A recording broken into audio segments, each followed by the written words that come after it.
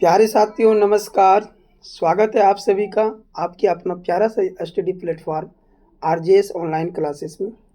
बच्चों, आज की इस क्लास में जो है आप सभी को हम बताने वाले हैं सामाजिक विज्ञान के बहुत ही महत्वपूर्ण ऑब्जेक्टिव, जो कि आपके एग्ज़ाम में 20 फरवरी के दिन सीधे पूछे जाएंगे बच्चों। ठीक है, एग्ज़ाम में यहाँ से सीधे प्रश्न पूछे जाएंगे 20 फरवरी के दिन। तो इसलिए आप सभी बच्चे जो है इस क्लास को अंत तक देखिएगा और ज़्यादा से ज़्यादा इस वीडियो को आप लोग अपने दोस्तों के पास शेयर ज़रूर कीजिएगा। ठीक है बच्चों, तो ज़्यादा हम आप लोगों से बातचीत नहीं करेंगे। चलिए क्लास को हम स्टार्ट करते हैं। एक बार पहले आप लोग इस वीडियो को शेयर कर दीजिएगा। ठीक है, दबा करके एक बार शेयर कर दीजिएगा। और जो भी बच्चे नए आए हैं इस चैनल पर, एक बार चैनल को सब्सक्राइब कर दीजिएगा बच्चों। अगर अभी तक आप लोग मैथ की क्लास नहीं देखें अभी तक, ठीक है बच्चों, अगर मैथ का क्लास अगर अभी तक आप लोग नहीं देखे हैं तो डिस्क्रिप्शन के नीचे हम लिंक दे देंगे, सारे वीडियो को जा करके आप लोग देख लीजिएगा। मैथ, साइंस, अन्य जितने भी सब्जेक्ट है बच्चों, सबका हम लिंक दे देंगे डिस्क्रिप्शन के नीचे। आप लोग जा कर के प्रत्येक वीडियो को अच्छी तरह से देख लीजिएगा। यहाँ पर जो हमने लिखा है बच्चों कि 20 फरवरी के दिन, ठीक है बच्चों, 20 फरवरी के दिन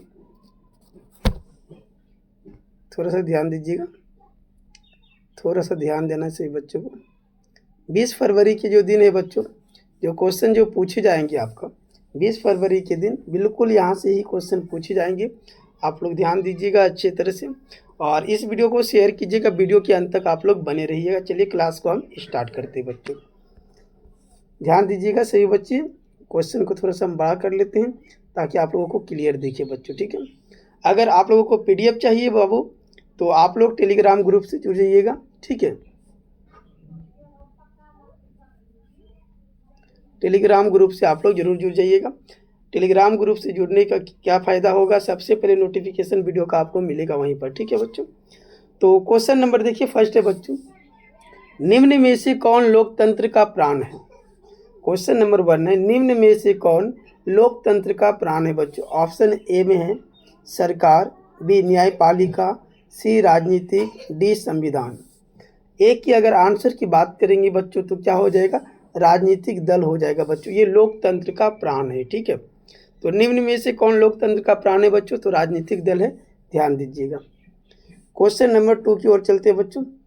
प्रश्न संख्या 2 है, भारतीय कम्युनिस्ट पार्टी की स्थापना कब हुई थी।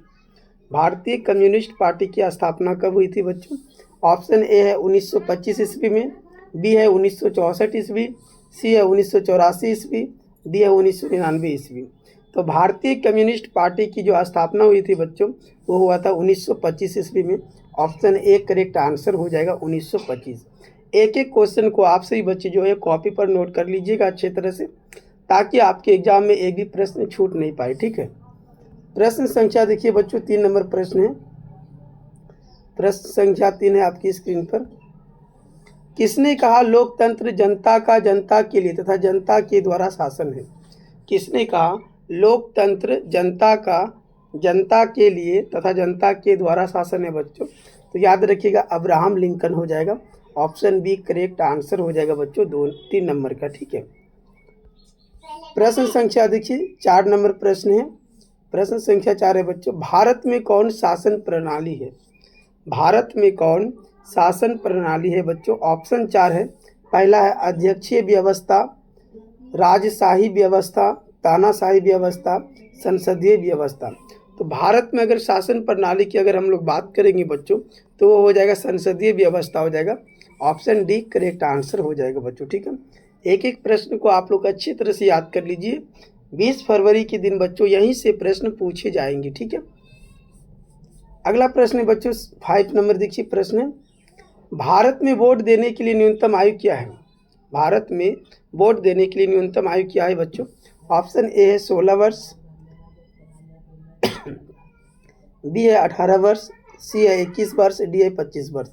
तो भारत में जो बच्चों वोट देने के लिए जो न्यूनतम आयु होनी चाहिए वो 18 वर्ष होना चाहिए बच्चों। अगर 18 वर्ष से आप कम उम्र के तो आप वोट नहीं दे सकते। ठीक है बच्चों, तो ऑप्शन जो है बी करेक्ट आंसर हो जाएगा बच्चों। अगला प्रश्न है, प्रश्न संख्या देखिए 6 नंबर प्रश्न है, लोकतंत्र की सफलता की चुनौती है। लोकतंत्र की सफलता की चुनौती है। ऑप्शन ए है बच्चों अफसरशाही, बी है ओ शिक्षा, डी है जातिवाद, डी है इनमें से सभी।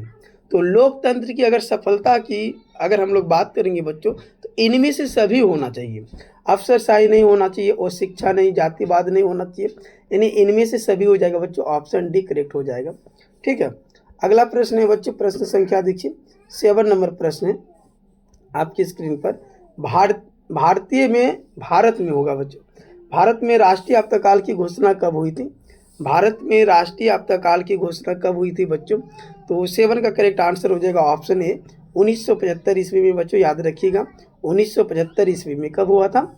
1975 ईस्वी में भारतीय राष्ट्रीय आपातकाल की घोषणा हुई थी। ठीक है, अगला प्रश्न है बच्चों, प्रश्न संख्या जो है 8 है। वीडियो को कोई भी बच्चे स्किप नहीं कीजिएगा, ठीक है, अंत तक बने रहिएगा। वीडियो के बच्चे अंत तक बने रहेंगे आप सभी बच्चे, ठीक है, ताकि एग्जाम में आप लोगों का एक भी प्रश्न नहीं छूटे।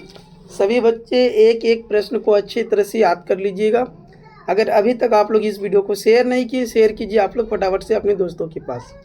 क्वेश्चन नंबर 8 है बच्चों, सुनामी प्रभावित क्षेत्र में मकानों का निर्माण कहाँ करना चाहिए? जब सुनामी आता है बच्चों तो उस समय सुनामी जो मान लो कि जिस जगह पर अधिक से अधिक सुनामी आता है तो उस जगह पर हमको मकानों का निर्माण कहाँ करना चाहिए, मकान कहाँ बनाना चाहिए? तो ऑप्शन ए है बच्चों सागर तट के निकट, सागर तट से दूर, मैनग्रेव वन में, या इनमें से कोई नहीं। तो याद रखना बच्चों, अगर सुनामी जहाँ अधिक से अधिक आता है तो उस जगह अगर हमको मकान बनाना है बच्चों तो उनसे दूर हट के बनाना है। ठीक है, याद रखिएगा, यानी सागर तट से जो है दूर हट के रहना, हमको वहाँ पर मकान बनाना है। ऑप्शन बी करेक्ट आंसर हो जाएगा। प्रश्न संख्या देखिए बच्चों 9 नंबर प्रश्न है। इटली के एकीकरण में निम्न में किसने योगदान किया था? जब इटली का एकीकरण हुआ था बच्चों तो उस समय कौन कौन योगदान देने वाले व्यक्ति थे? तो ऑप्शन ए है बच्चों मैजनी, बी है गेरिबाल्डी, सी है काउंट काबूल, डी है इनमें से सभी। तो ये सारे व्यक्ति मैजनी भी थे, गेरिबाल्डी भी थे, काउंट काबूल भी थे बच्चों, यानी ऑप्शन जो है डी इसका करेक्ट आंसर हो जाएगा, इनमें से सभी हो जाएगा। ठीक है, प्रश्न संख्या देखिए 10 नंबर प्रश्न है बच्चों। एक एक प्रश्न को अच्छी तरह से आप सभी बच्चे नोट कर लीजिएगा। भारत में 1 रुपया का नोट कौन जारी करता है? भारत में 1 रुपया का नोट कौन जारी करता है बच्चों? तो भारतीय रिजर्व बैंक ये बिल्कुल नहीं करता है, वित्त विभाग ये करता है बच्चों। ठीक है, सेंट्रल बैंक ऑफ इंडिया ये भी नहीं करता, स्टेट बैंक ऑफ इंडिया ये भी नहीं करता बच्चों।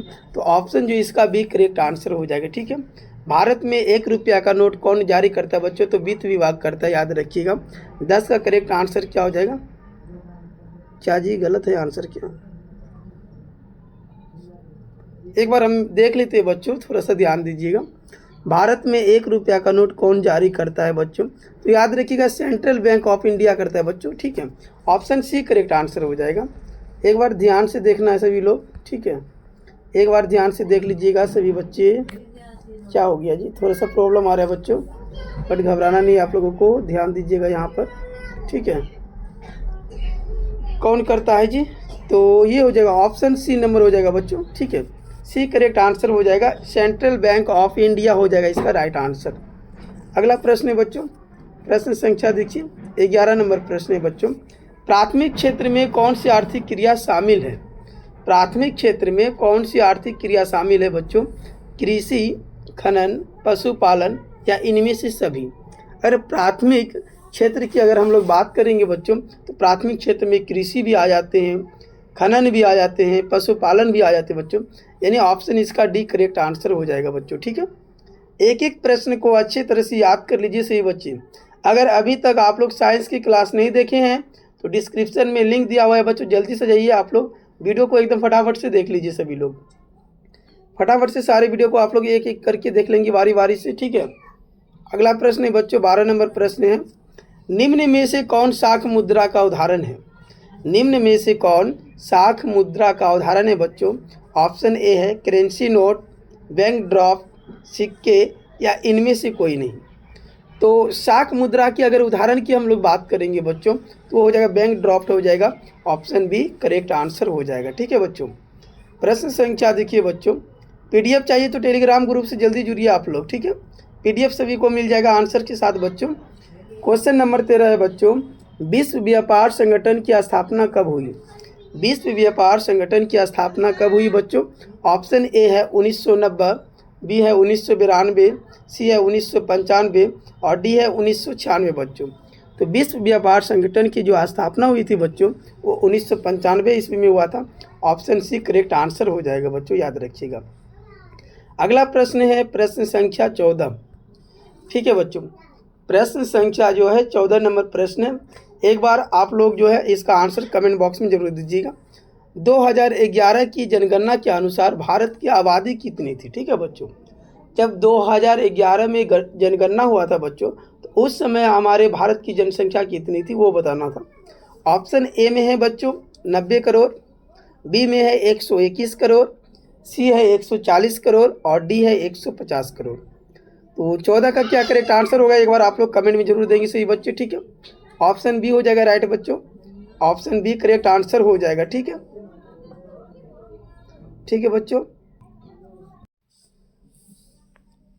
देखिए अगला प्रश्न है बच्चों 14 नंबर प्रश्न है, ध्यान से देखिएगा सभी बच्चे। ठीक है, क्वेश्चन कह रहा है कि 2011 की जनगणना के अनुसार भारत की आबादी थी। तो 2011 की जनगणना के अनुसार भारत की अगर आबादी की हम बात करेंगे बच्चों तो वो कितना था, याद रखिएगा आप सभी लोग।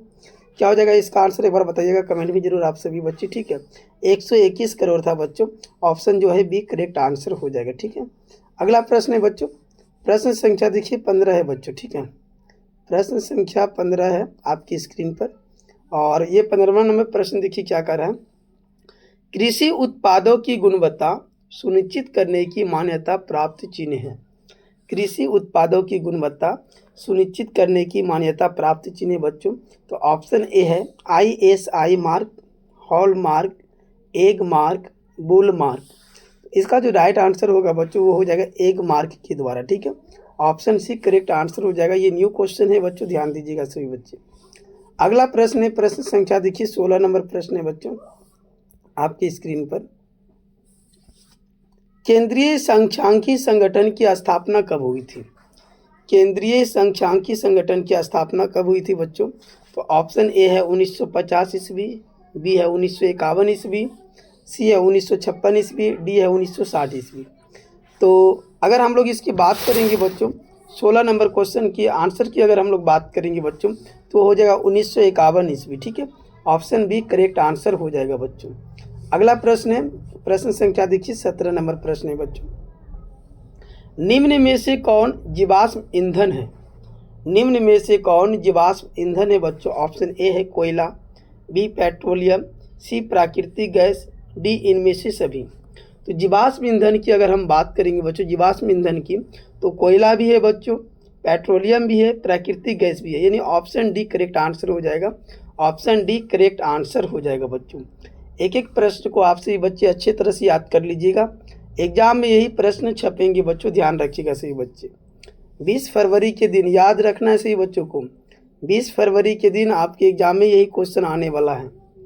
क्वेश्चन नंबर है बच्चों 18, भारत का प्रथम परमाणु विद्युत गिरी कहाँ है?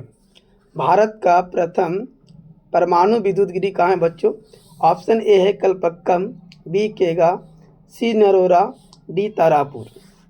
तो भारत का प्रथम परमाणु विद्युत गिरी की अगर हम लोग बात करेंगे बच्चों तो वो तारापुर में है, ऑप्शन डी करेक्ट आंसर हो जाएगा बच्चों। ठीक है, अगला प्रश्न है प्रश्न संख्या देखिए ध्यान से सभी लोग। प्रश्न संख्या है बच्चों 19 नंबर प्रश्न है। मणिकरण भूतापीय ऊर्जा संयंत्र किस राज्य में है? मणिकरण भूतापीय ऊर्जा संयंत्र किस राज्य में है बच्चों? ऑप्शन ए है पंजाब, बी है उत्तराखंड, सी हिमाचल प्रदेश, डी मणिपुर। तो मणिकरण भूतापीय ऊर्जा की अगर हम लोग बात करेंगे बच्चों तो ये किस जगह पर है, किस राज्य में है बच्चों, ध्यान में रखिएगा सभी लोग। ये है आपका हिमाचल प्रदेश में, ऑप्शन सी करेक्ट आंसर हो जाएगा। अगला प्रश्न है बच्चों प्रश्न संख्या देखिए 20 नंबर प्रश्न है। एक एक प्रश्न को अच्छे तरह से सभी बच्चों को याद कर लेना है। सिंदरी किस उद्योग के लिए माना जाता है? सिंदरी किस उद्योग के लिए माना जाता है बच्चों? ऑप्शन ए है सीमेंट उद्योग, बी है उर्वरक उद्योग, सी है लौह उद्योग, डी है सूती वस्त्र उद्योग। तो सिंदरी किस उद्योग के लिए माना जाता है बच्चों? तो याद रखिएगा ध्यान से सभी लोग, ये उर्वरक उद्योग के लिए माना जाता है, ऑप्शन बी करेक्ट आंसर हो जाएगा। ठीक है, प्रश्न संख्या देखिए 21 नंबर प्रश्न है बच्चों। एशिया में सबसे पुराना रेलवे वर्कशॉप कौन है? एशिया में सबसे पुराना रेलवे वर्कशॉप कौन सा है बच्चों? याद रखिएगा, जमालपुर रेलवे वर्कशॉप हो जाएगा। ऑप्शन सी इसका राइट आंसर हो जाएगा बच्चों। फटाफट से हम क्लास को करते हैं बच्चों, ठीक है। क्वेश्चन नंबर देखिए 22 नंबर प्रश्न है बच्चों। सिलिकॉन शहर के नाम से कौन प्रसिद्ध है? सिलिकॉन शहर के नाम से कौन प्रसिद्ध है बच्चों?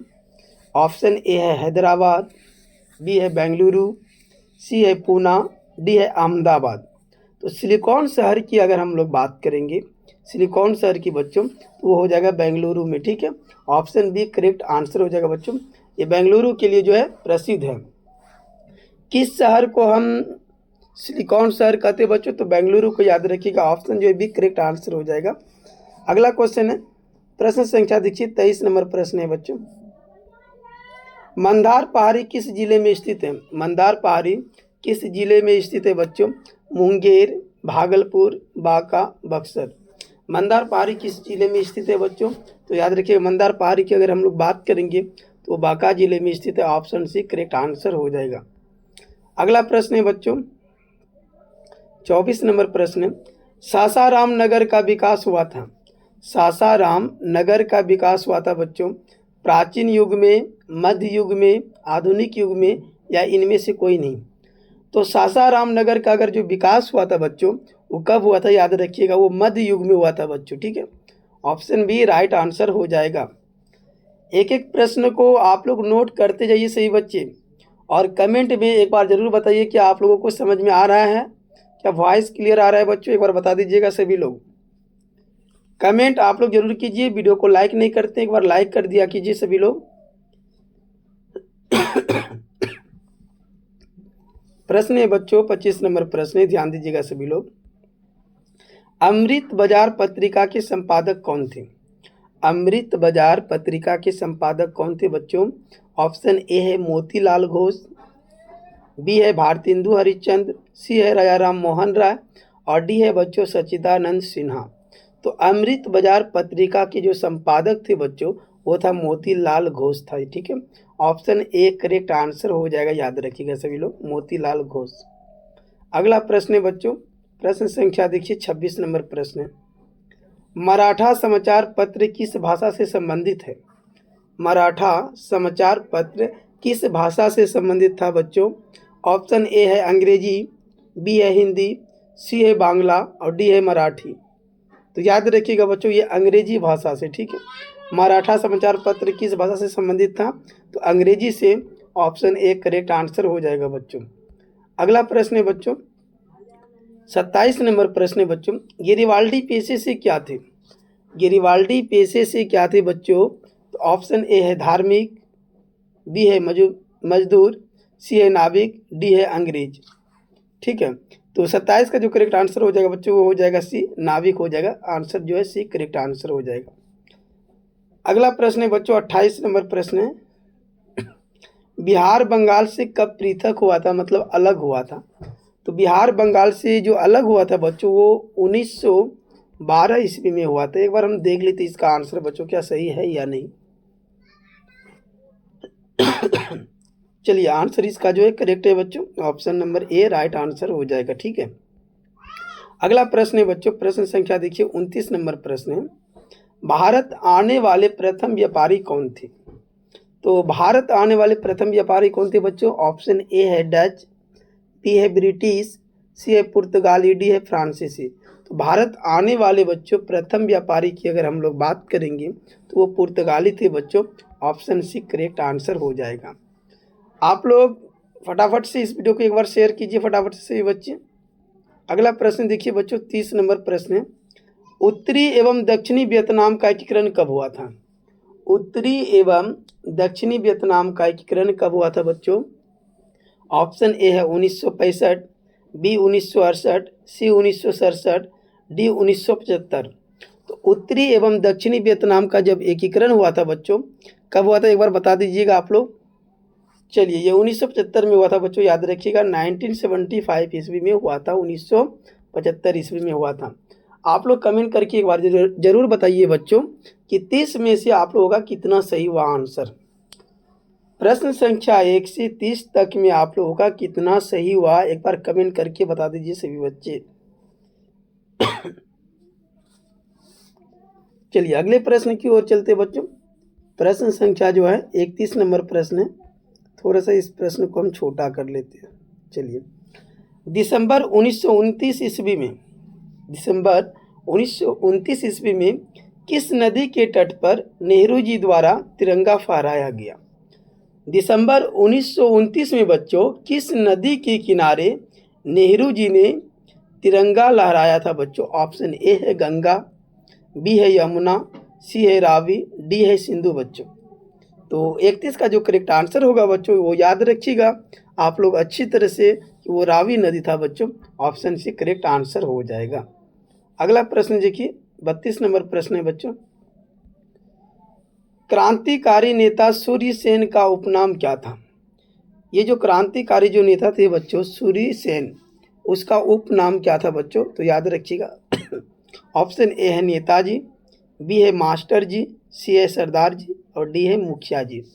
तो इसका उपनाम जो था बच्चों वो अच्छी तरह से आप लोग याद कर लीजिए, कॉपी में नोट कर लीजिएगा, वो मास्टर जी था। ठीक है, ऑप्शन बी करेक्ट आंसर हो जाएगा बच्चों। अगला प्रश्न है, प्रश्न संख्या देखिए 33 नंबर प्रश्न है बच्चों। रॉबर्ट ओवेन कहाँ का निवासी था? रॉबर्ट ओवेन कहाँ का निवासी था बच्चों? तो रॉबर्ट ओवेन की अगर हम लोग बात करेंगे बच्चों तो वो ब्रिटेन के रहने वाले थे। ऑप्शन सी करेक्ट आंसर हो जाएगा, ब्रिटेन के निवासी। प्रश्न संख्या 34 नंबर प्रश्न है बच्चों। एक एक प्रश्न को अच्छी तरह से याद कर लीजिए आप लोग। बोल्शेविक क्रांति का नेतृत्व किसने किया? बोल्शेविक क्रांति का नेतृत्व किसने किया बच्चों? ऑप्शन ए है मेजनी, बी है लेनिन, सी है बिस्मार्क, डी है गिरिबाल्डी।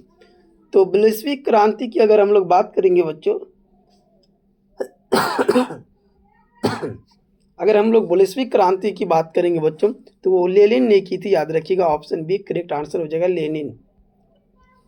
प्रश्न संख्या 35 है बच्चों। फटाफट से हम आंसर कर रहे हैं बच्चों, ज़्यादा देर नहीं लेंगे क्लास। ठीक है, कंबोडिया की राजधानी कहाँ है? कंबोडिया की राजधानी जो है बच्चों वो नोम पेन है शायद। ठीक है, 100% रियल ही है आंसर बच्चों। ठीक है, ध्यान रखिएगा कंबोडिया की राजधानी कहाँ है बच्चों? तो नोम पेन होगा। ठीक है, 35 का भी करेक्ट आंसर हो जाएगा बच्चों, ध्यान रखिएगा। अगला क्वेश्चन है बच्चों 36 नंबर प्रश्न है। एक एक प्रश्न को आप लोग अच्छी तरह से नोट कर लीजिए कॉपी में। हम बार बार आप लोगों को बोल रहे हैं कि एक एक प्रश्न को आप लोग अच्छी तरह से नोट कर लीजिए। किस कानून के विरोध में जलियांवाला बाग में सभा का आयोजन हुआ था? ऐसा कौन सा कानून था बच्चों जिनके विरोध में जलियांवाला बाग में अमृतसर पंजाब में जो है बच्चों एक सभा का आयोजन किया गया था? बताइए। तो याद रखिएगा रॉलेट एक्ट बच्चों। और ये रॉलेट एक्ट कब हुआ था? 1919 ईस्वी में। ठीक है बच्चों, और एक क्वेश्चन और यहाँ से पूछे जाएंगे कि जलियांवाला बाग का हत्याकांड कब हुआ था बच्चों? तो 13 अप्रैल 1919 ईस्वी में। ठीक है, 13 अप्रैल बच्चों, 13 अप्रैल 1919 ईस्वी में जो है जलियांवाला बाग का हत्याकांड हुआ था। तो ऑप्शन यहाँ का सी जो है करेक्ट आंसर हो जाएगा बच्चों। ठीक, अगला प्रश्न है बच्चों, प्रश्न संख्या देखिए 37 नंबर प्रश्न है बच्चों। किनके अनुरोध पर महात्मा गांधी चंपारण आए थे? किनके अनुरोध पर महात्मा गांधी चंपारण आए थे बच्चों? तो याद रखिएगा राजकुमार शुक्ल। ठीक है, ऑप्शन ए राइट आंसर हो जाएगा। अगला प्रश्न है बच्चों, प्रश्न संख्या देखिए 38 नंबर प्रश्न है। वल्लभ भाई पटेल को सरदार की उपाधि किस किसान आंदोलन के दौरान दी गई थी? वल्लभ भाई पटेल को सरदार की उपाधि किस किसान आंदोलन के दौरान दी गई थी? यहाँ पर होगा बच्चों दी गई थी। तो याद रखिएगा बच्चों ऑप्शन ए है बारदोली, बी है अहमदाबाद और सी है खेरा, डी है चंपारण। तो 38 का जो करेक्ट आंसर होगा बच्चों वो हो जाएगा बारदोली। ठीक है, ऑप्शन ए राइट आंसर हो जाएगा। अगला प्रश्न है बच्चों 39वां नंबर प्रश्न है। फ्लाइंग शटल का आविष्कार किसने किया था? फ्लाइंग शटल का आविष्कार किसने किया था बच्चों? तो याद रखिएगा जॉन के ने। किसने? जॉन के ने। ऑप्शन सी करेक्ट आंसर हो जाएगा। एक एक प्रश्न को अच्छी तरह से याद कर लीजिए सभी बच्चे। प्रश्न संख्या 40 है बच्चों। भारत में पहली जूट मिल कहाँ स्थापित की गई थी? भारत में पहली जूट मिल कहाँ स्थापित की गई थी बच्चों? तो याद रखिएगा कलकत्ता में। ऑप्शन ए करेक्ट आंसर हो जाएगा। ठीक है, प्रश्न संख्या देखिए बच्चों 41 नंबर प्रश्न है। सुखाड़ का कारण है, सुखाड़ का क्या कारण हो सकता है बच्चों? ऑप्शन है जल का अभाव, मिट्टी की नमी का अभाव, मिट्टी का क्षय या मिट्टी की लवणता। तो सुखाड़ का जब भी कारण होगा बच्चों वो क्या होगा? जल का तो अभाव होगा ही, मिट्टी की नमी का भी अभाव हो जाएगा बच्चों, ठीक है। तो ऑप्शन आप लोग इसका 41 का आप लोग आंसर दीजिएगा कमेंट बॉक्स में। 41 नंबर प्रश्न का आंसर क्या होगा आप लोग एक बार कमेंट में जरूर आंसर बता दीजिएगा सभी बच्चे, ठीक है। अगले प्रश्न की ओर चलते बच्चों। प्रश्न संख्या देखिए 42 है। संचार का सबसे लोकप्रिय साधन क्या है बच्चों? तो संचार का सबसे लोकप्रिय साधन जो है बच्चों वो सार्वजनिक टेलीफोन है। ऑप्शन नंबर 1 करेक्ट आंसर हो जाएगा, ठीक है बच्चों। अगला प्रश्न है, प्रश्न संख्या है 43। बाढ़ का प्रमुख कारण क्या है? बाढ़ का प्रमुख कारण क्या है बच्चों? नदी तल पर मलबों का निक्षेपण या जल की अधिकता, वर्षा की अधिकता, इनमें से सभी। तो इनमें से सभी हो जाएगा बच्चों, ऑप्शन डी इसका करेक्ट आंसर हो जाएगा 43 का, ठीक है। अगले प्रश्न की ओर चलते बच्चों। प्रश्न संख्या देखिए 44 है बच्चों। भूकंप संभावित क्षेत्रों में भवनों की आकृति कैसी होनी चाहिए? जब भूकंप होते हैं बच्चों आते हैं तो उस समय जो है जो भवन होते हैं, जो घर होते हैं, उनकी आकृति कैसी होनी चाहिए? तो ऑप्शन है अंडाकार, त्रिभुजाकार, चौकार या आयताकार। तो याद रखिएगा इसका जो करेक्ट आंसर होगा बच्चों 44 का वो हो जाएगा ऑप्शन डी आयताकार हो जाएगा। Option D number correct answer हो जाएगा। अगला प्रश्न है बच्चों, प्रश्न संख्या देखिए 45 नंबर प्रश्न है। भारत में सबसे बड़ा लौह अयस्क उत्पादक राज्य है? भारत में सबसे बड़ा लौह अयस्क उत्पादक राज्य है बच्चों कर्नाटक, उड़ीसा, झारखंड या महाराष्ट्र। तो भारत में सबसे बड़ा लौह अयस्क उत्पादक राज्य कौन सा हो जाएगा बच्चों? याद रखिएगा कर्नाटक हो जाएगा। ऑप्शन ए करेक्ट आंसर हो जाएगा, ठीक है। अगला क्वेश्चन है बच्चों, क्वेश्चन नंबर है 46। सीमेंट उद्योग का कच्चा माल क्या है? सीमेंट उद्योग का कच्चा माल क्या है? चूना पत्थर, ग्रेनाइट, बॉक्साइट, लौह अयस्क। तो सीमेंट उद्योग का जो कच्चा माल है बच्चों वो क्या हो जाएगा? चूना पत्थर हो जाएगा। ऑप्शन ए करेक्ट आंसर होगा बच्चों। फटाफट से जो है क्वेश्चन को करते जा रहे बच्चों, ठीक है। अगला प्रश्न है बच्चों, भारत में कितने सार्वजनिक क्षेत्र के तेल परिष्करण केंद्र कार्य कर रहे हैं? भारत में कितने सार्वजनिक क्षेत्र के तेल परिष्करण केंद्र कार्य कर रहे हैं बच्चों? तो याद रखिएगा 18, ठीक है। ऑप्शन सी करेक्ट आंसर हो जाएगा 47 का बच्चों। अगला क्वेश्चन है बच्चों, प्रश्न संख्या 48 है। एक एक प्रश्न को नोट कर लीजिए सभी बच्चे। हीराकुंड परियोजना किस नदी पर है बच्चों? हीराकुंड परियोजना किस नदी पर है? महानदी, गोदावरी, दामोदर या सतलज। तो हीराकुंड परियोजना किस नदी पर है बच्चों?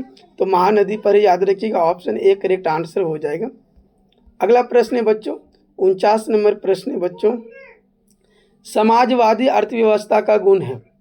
समाजवादी अर्थव्यवस्था का गुण यही होना चाहिए बच्चों, सामाजिक का कल्याण, ठीक है। तो ऑप्शन इसका बी करेक्ट आंसर हो जाएगा। प्रश्न संख्या देखिए बच्चों 50 नंबर प्रश्न है और ये अंतिम प्रश्न है बच्चों, ठीक है। विकसित देशों की आय में वृद्धि के लिए किस पद का प्रयोग होता है? विकसित देशों की आय में वृद्धि के लिए किस पद का प्रयोग होता है? तो 50 का जो करेक्ट आंसर हो जाएगा बच्चों वो हो जाएगा आर्थिक विकास। ऑप्शन ए करेक्ट आंसर हो जाएगा बच्चों। तो आप लोग बताइएगा कि आज का क्लास आप लोगों को कैसा लगा, एक बार कमेंट में ज़रूर बताइएगा, अपनी राय ज़रूर दीजिएगा सही बच्चे। और अगर अभी तक आप लोग इस वीडियो को शेयर नहीं किए तो एक बार शेयर कर दीजिएगा सही बच्चे, ठीक है। एक बार शेयर कर दीजिएगा सही बच्चे इस वीडियो को। मिलते हैं नेक्स्ट क्लास में बच्चों। और एक बात आप लोगों को बता देते हैं कि प्रतिदिन जो है बच्चों 6 से लेकर के 7 के बीच शाम को जो है क्लास होता है बच्चों, 6 से 7 के बीच प्रतिदिन जो है शाम को क्लास होता है। आप लोग ज़रूर जुड़िए और ज़्यादा से ज़्यादा इस चैनल को आप लोग शेयर कीजिए दोस्तों के पास, सब्सक्राइब कीजिए चैनल को आप लोग, ठीक है। मिलते हैं नेक्स्ट वीडियो में, तब तक के लिए आप सभी को धन्यवाद।